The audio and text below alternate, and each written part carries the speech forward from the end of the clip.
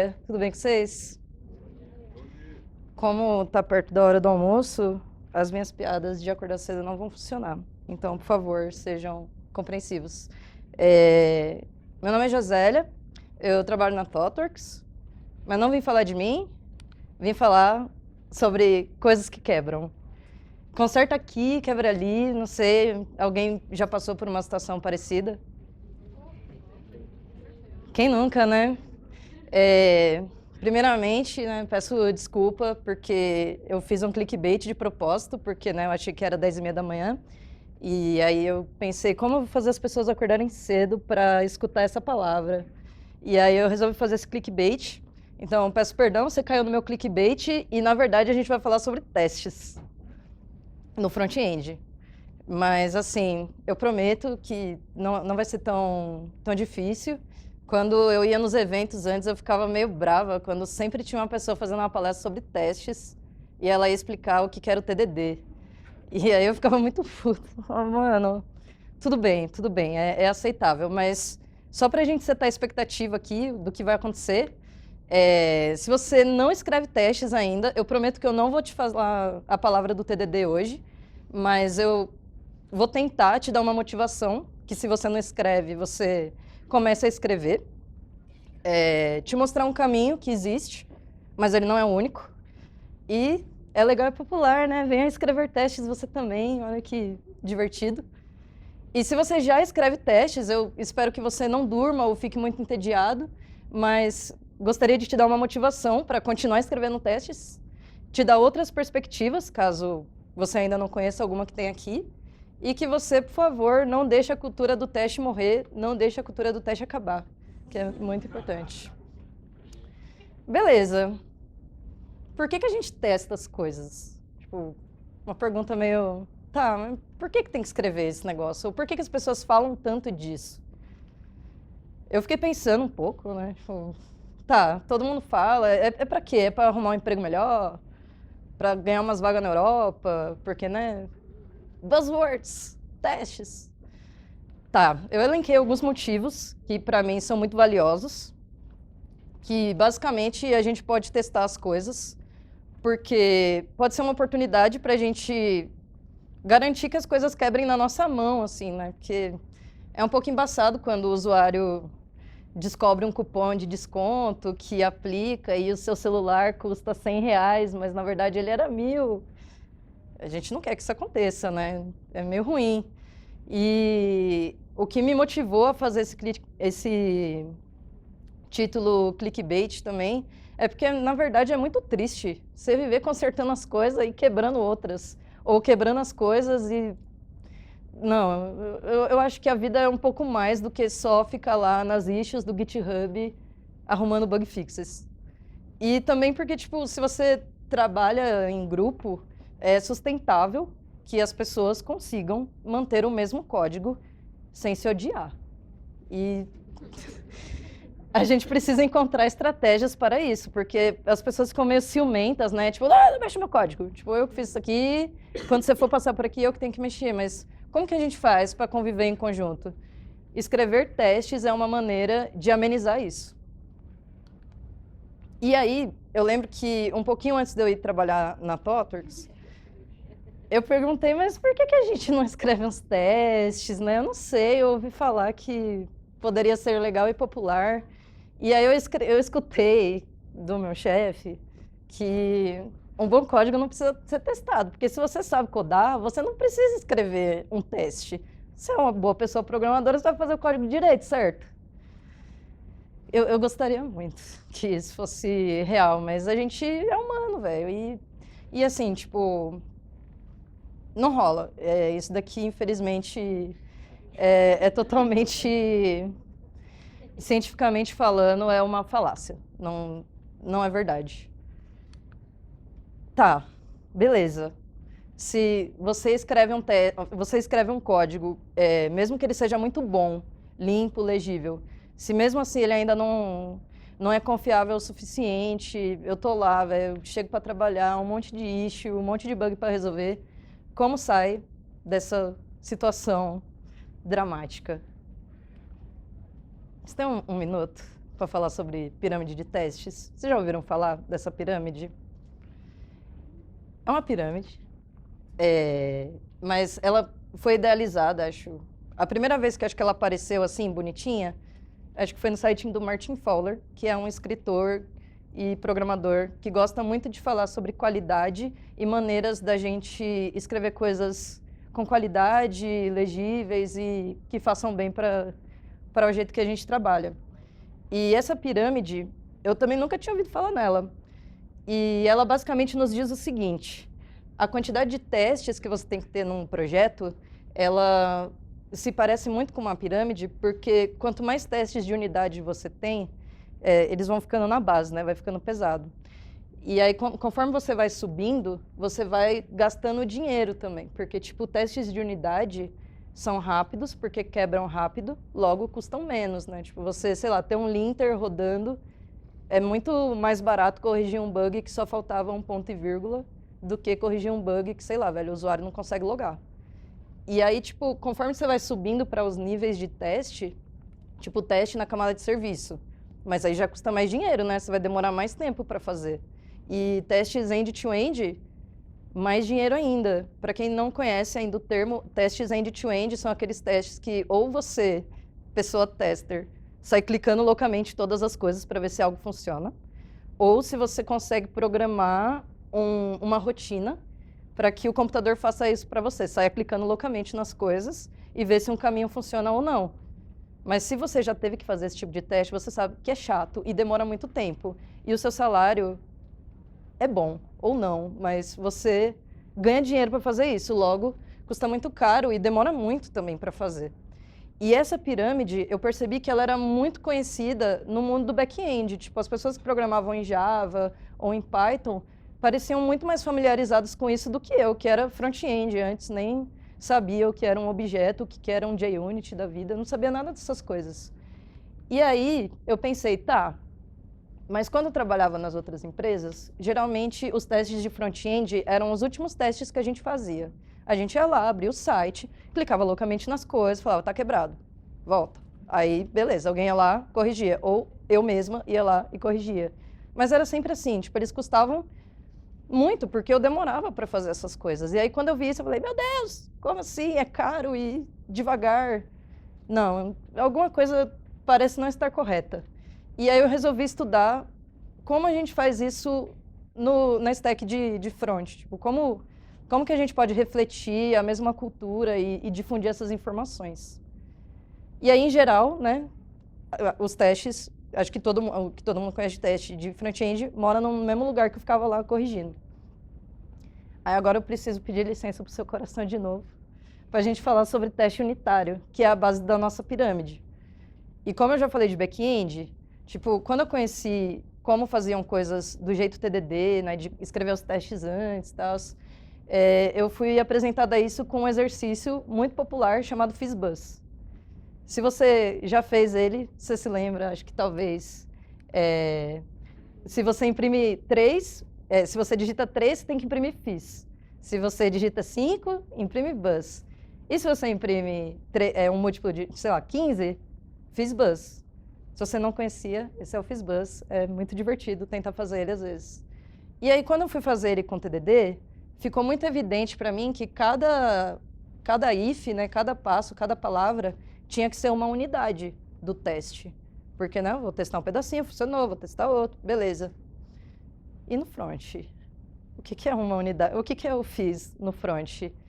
Aí eu fiquei me sentindo meio quando você aprendeu um bagulho e falava, beleza, agora calcula a massa do sol aí com essas contas que você aprendeu a fazer. Porque não tem relação com o que você aprende, às vezes, no back, você está fazendo APIs, com a complexidade que você tem no front. E acho que é essa relação que, quando a gente conhece as coisas conceituais, a gente tem que tentar buscar para melhorar a vida de quem está trabalhando com isso e a nossa também, né? Então, eu fui pensar, tá, como transferir isso para o front-end? Como que faz? E a primeira coisa que me veio à cabeça, e depois que eu dei uma lida em algumas coisas, foi que, tipo, no front, basicamente, a gente também tem que pensar em unidade e não é só fazer o teste de clica, clica, clica e beleza, quebrou. Tipo, próximo. A gente tem que estabelecer o que é uma unidade. O que é uma unidade no front? Componentes. Então, assim, tipo, teoricamente, um componente deveria ser um pedaço... Um componente pode ser como se fosse uma molécula, né, que tem vários átomos ali dentro, mas quando ele nasce, ele é muito pequenininho. Então, ele pode ser considerado uma unidade. Logo, a gente pode lembrar que, assim como no Nubank, a unidade ela é a menor implementação do seu código, o componente, quando ele nasce, ele também tem que ser a menor implementação do seu código. Logo, você precisa fazer um teste de unidade ali. E aí, tipo, por que que a gente testa as unidades? Tipo, por evangelismo? Não. Porque, tipo, é o teste mais barato que você pode fazer. Às vezes as pessoas vêm com a falácia de que, mas fazer teste antes demora muito no desenvolvimento, estamos com a stack atrasada. Tá, você vai ganhar tempo para não ficar corrigindo bug depois que você botou o produto no ar. Pode ser uma falácia? Não sei, descubram. E o componente, tipo, quando você faz as unidades, você vai testando se ele está se comportando da maneira como você espera, no menor nível. Então, tipo, se você tem um componente que tem um título, e esse título varia de acordo com a informação que chega ali, provavelmente é um if, né? Tipo, se chega tal coisa, é usuário ativo, se não, inativo. Tem lógica, tem que ter teste. E a unidade vai ser o menor teste que você vai fazer para esse componente. E assim, quando você faz testes, você garante que você pode depois refatorar tudo. E esses dias, tipo, eu ouvi o próprio Martin Fowler respondendo, eu fiquei muito grata, porque alguém perguntou, pode refatorar sem testes? E ele foi muito categórico, ele falou, não. Você pode tentar, mas você vai sofrer bastante, eu acho, porque você não tem como garantir que as suas mudanças não quebraram as coisas que estavam funcionando antes. Portanto, as unidades, como elas são mais baratas, é muito melhor que você garanta coisas funcionando quando você gasta pouco dinheiro, certo? E pouco dinheiro, pense também no seu tempo, que é muito mais valioso do que, às vezes, o seu salário de horas extras trabalhando para resolver bug. E, basicamente, a sua noite de sono e o seu final de semana podem ser salvos, porque você testa as coisas ou antes, né? Tipo, o TDD é um jeito só de fazer as coisas. Eu gosto muito desse jeito, mas ele não é uma solução universal para que se façam as coisas da maneira correta. Mas garantir que suas unidades funcionam, garantir que seus componentes funcionem, é o que não vai tocar o telefone, né? Oi, tudo bem? Ou Slack. Porque é 70% que não vai quebrar, sabe? Mas é 70%, porque ainda tem outras camadas. Que aí eu já falei, né? Acabei esquecendo que eu botei esse slide bem bonito do coelhinho, que significa que é rápido, né? E do dinheirinho, que significa que é bem pouco. E você vai subindo, custa mais. Então, vamos combinar ferramentas para falar como a gente testa, né? Porque eu estou aqui falando, mas como que faz isso daí? Tipo, sei lá, eu não tenho nada de suíte de testes lá no meu trabalho atual. Como que eu resolvo isso? Eu vou mostrar uma receita do que eu fiz. Ela também não significa uma verdade universal, ela só é uma coisa que funcionou dentro do contexto que eu estava. E aí é onde eu espero, tipo, conseguir te motivar, se você não conhecer alguma, ou te dar um outro panorama, caso você esteja fazendo de um outro jeito e queira experimentar outras formas. Que eu combinei o Storybook, que não foi feito para isso.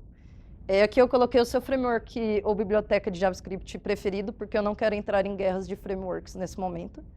E o Jest, que é uma suíte de teste que funciona para todas. Para o Vue, para o Angular, para o React, para o JavaScript puro, acredito. Então, sinta-se confortável para usar o Jest, independente da linguagem, independente do framework que você está utilizando.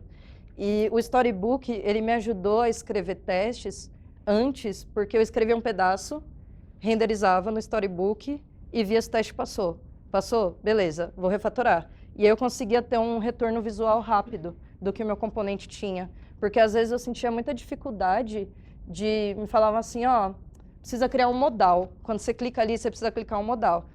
Tá bom, mas você só vai ver esse botão se o usuário estiver logado e se for um usuário XPTO que tem acesso ao plano premium.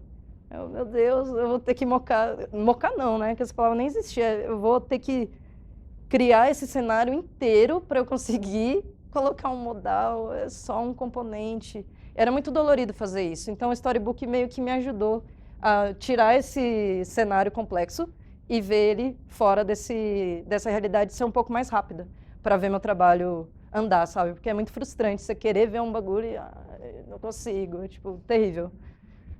E aí funciona muito bem com React na stack que eu estava usando, mas sinta-se livre para experimentar com outros frameworks também. E as integrações? Falei muito sobre unidades, né? Porque unidades é bastante, mas integrações eu vou falar um pouco menos, porque, né? Menor a quantidade e custa mais dinheiro. E também porque o evento está atrasado. Os testes de integração ou os testes na camada de serviço também dá para ser testado no front-end.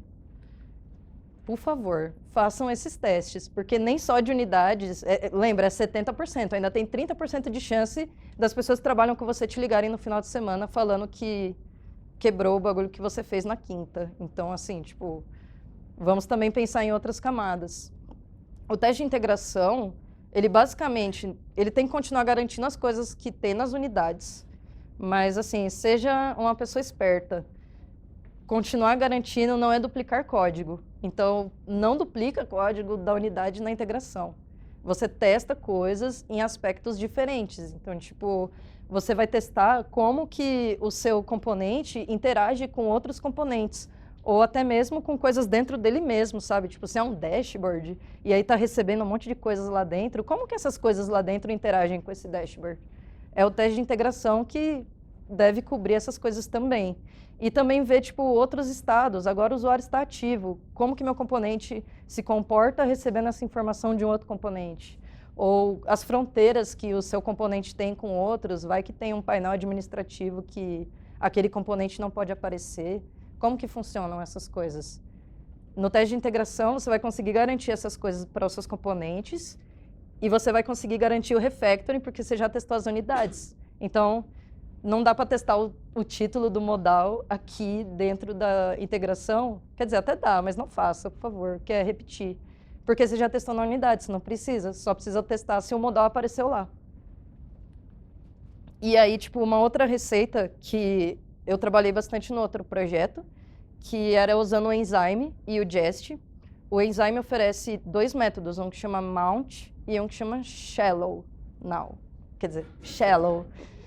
E aí, tipo, o Shallow, ele basicamente é uma montagem rasa.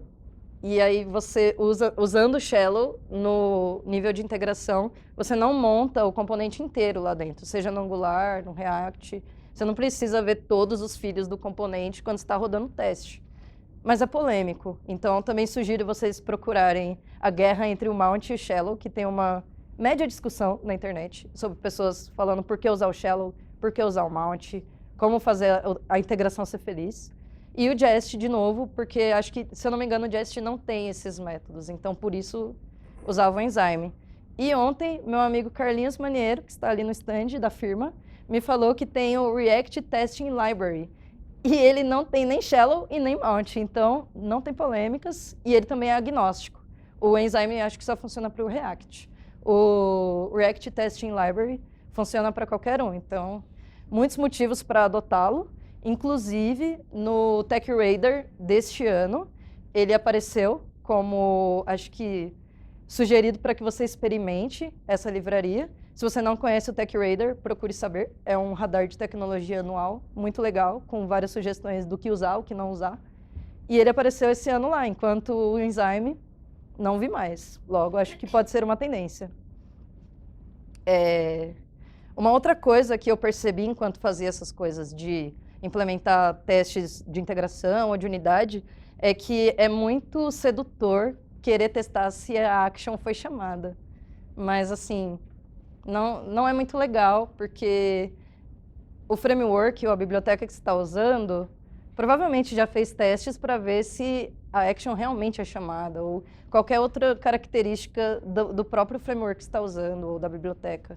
Logo, tenta não testar a implementação dele, teste a sua, porque a dele já foi testada, e fazer isso é melhor jogar videogame, fazer outras coisas, né? Então, eu acho que a gente pode ganhar tempo e dinheiro na estratégia das coisas que a gente vai testando também.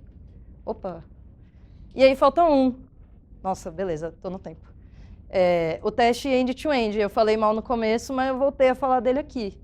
o mais caro e o mais lento. É motivo para não usá-lo? Infelizmente não. A gente tem que usar, porque enquanto pessoas desenvolvedoras, a gente tem que garantir que o fluxo aconteça, funcione, e a gente tem que garantir esse fluxo. Mas, assim, em vez de você ficar lá testando tudo, clicando na tela loucamente e ver se as coisas funcionam, uma coisa que você pode tentar fazer é construir jornadas do usuário. Como o meu usuário usa o meu produto? E é possível construir essas jornadas de maneira não manual. Você pode delegar para alguém sair na tela e clicando tudo, e também de uma forma um pouquinho mais barata, que você não vai mocar o sistema inteiro, né? E aí, tipo, essas jornadas, você pode tentar fazer os caminhos felizes, que é, tipo, beleza, deu tudo certo, e alguns caminhos errados. Eu acredito que como você consegue garantir nas camadas anteriores um pouco de confiança, você não precisa se desgastar tanto aqui, que é o contrário, né, que acontece. A gente põe muito esforço para testar a UI, mas pouco esforço para testar antes ou os miolos ali das coisas. E como sugestão, eu não achei um logo que combinasse com o fundo do meu slide, então eu tive que escrever na mão. O Cypress está bem evidente na comunidade no último ano. Ele é um framework end-to-end JavaScript que você pode rodar no Chrome, mas eu sei que nem só de tecnologias novas vivem as desenvolvedoras. Logo, o Selenium também cumpre essa função. Então, se você está lá no Javão ou em outras coisas, nada impede de usar. Porque o que vai garantir a qualidade aqui não é a ferramenta que você usa, mas o approach que você escolheu. Então, assim, fazer as jornadas, independente de quem você está usando, é indiferente. Mas usa o Cypress, que parece legal. E outra coisa também que eu reparei é que, geralmente, quando as pessoas falam, pô, você testa? Testo.